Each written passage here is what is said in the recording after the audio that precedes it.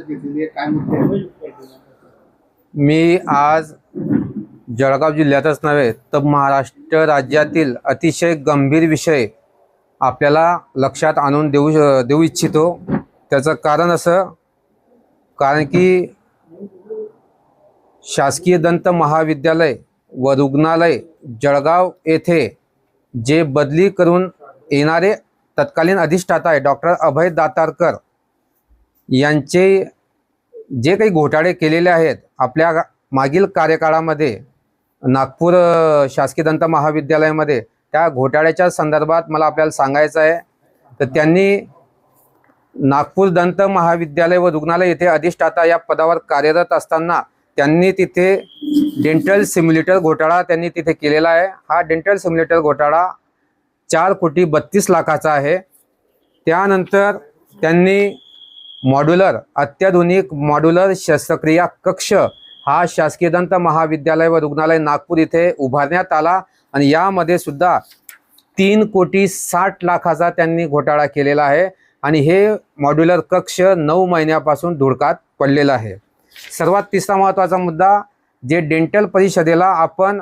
रॅगिंगचा जो अहवाल पाठवतो तो खोटा अहवाल पाठवण्याचं काम जे अधिष्ठाता होते डॉक्टर अभय दातारकर यांनी डेंटल काउन्सिल इंडिया या परिषदेला पाठवलेला आहे आणि डेंटल परिषदेने याच्यामध्ये त्यांना समज दिलेला आहे की आपण जी खोटी माहिती पाठवलेली आहे भविष्यामध्ये अशी खोटी जर आपण माहिती पाठवली तर आपल्यावर योग्य ती कारवाई केली जाईल। आणि हा डेंटल काउन्सिल ऑफ इंडियाचा अहवाल आहे की त्यांनी खोटी माहिती पाठवलेली होती अधिष्ठाता डॉक्टर अभय दातारकर यांनी।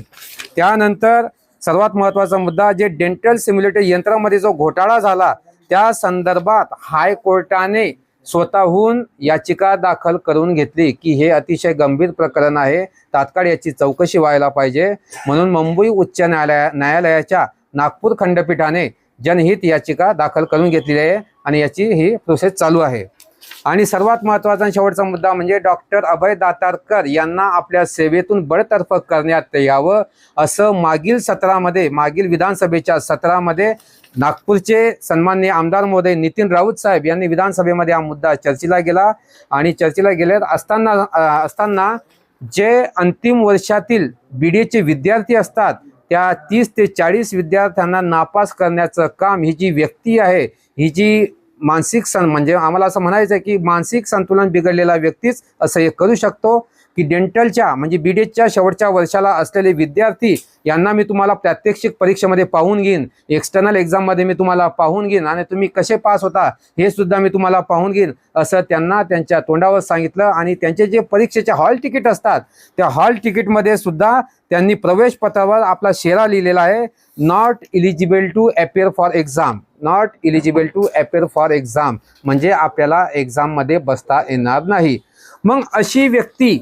जर आपल्या शासकीय दंत महाविद्यालय जळगावला अधिष्ठाता पद म्हणून बदली म्हणून आपल्याला लादून घेत असाल तर हे आम्ही शिवसेना उद्धव बाळासाहेब ठाकरे पक्षाच्या वतीनं कदापि आम्ही हे सहन करणार नाही, हे आपल्या माध्यमातून सांगायचं आहे। आणि त्यांनी जे काही घोटाळे केलेले आहे,